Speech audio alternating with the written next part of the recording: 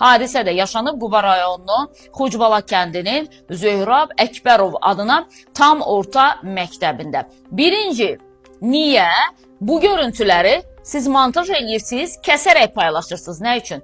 Uşaq orada müsahibəsində əmsi onu danışdırır. Əmsinə deyir ki, mən qışqırdım ağrıdan və həmin vaxtı qaçdı bu. Bir neçə dəfə təkrar olunub bu hadisə, bir neçə dəfə. Və çox üzr istəyirəm izləyicilərimizdən, çox üzr istəyirəm. 1000 üzərində tamaşaçımız izləyir hazırda bizi. Ana övladının ekspertiza olan hissəsini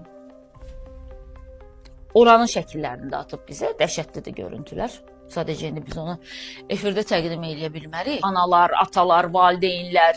Bilmirəm ki, valideyn mi günahkardır burada? Valideyni də qınaya bilmirəm. Məktəbə göndərir uşağımızı. Nə bilirik ki, neyniyəcək orada? Bir tərəfdən də deyirəm, bəlkə də düzgün tərbiyə verilmir bugün uşaqlara. Və yaxud da ki, məktəb direktorunun məsuliyyətsizliyidir. Ya, nə bilim, valla 9-cu sinif uşağının nə qədər belə intim ehtiyacı var ki, onu qarşılamaq üçün birinci sinif inildiyən uşağın üzərində onu həyata keçirməlidir. Bizi belə təhsilimizin durumu yəni gerçəkdən də bərbad vəziyyətdədir.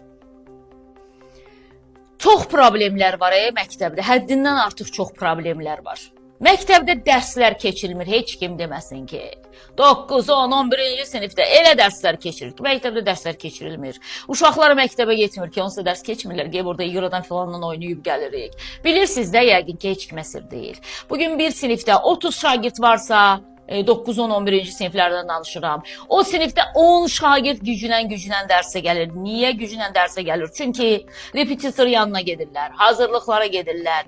Ailə məcburdur, övladı bir yerə çıxsın, övladının əli bir tikə çörəyə çatsın deyə məcburdur ki, o övladını müəllim yanına qoysun. Təhsilimiz zəifdir, təhsilimiz çox zəifdir. Vallahi heç kim deməsin ki, əşki bizim təhsilimiz belə. O yüksək nəticə göstərən uşaqlarda mən sizə deyim, öz əziyyətlərinin nəticəsində yüksək nəticə göstəriblər.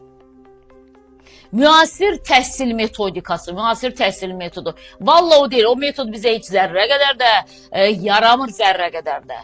Bunun hamısı nəyin üzərində gəlir, cəmləşir? Bugün məktəb direktoru kabinetində oturub, nə bilim, fond pulu yığdın mı, nə qədər qaldı fond pulundan, onu mənə ver. 8 mart gəlir, 50 martda müəllimlər mənə pul yığın. Uşaqlara da deyin ki, siz məktəbin direktorudur da, ona bir hörmət eləməliyik, ona nəyisə eləməliyik. Konvertin arasında bunu mənə ver, onun arasında onu mənə ver. Bu məktəb direktoru 5 dəfə üstəmə düşüb o ərazini fırlansaydı, 9-cu sinif şagirdi qələt eləyirdi. Başından böyük ki, 1-ci sinif uşağına yaxınlaşırdı orada.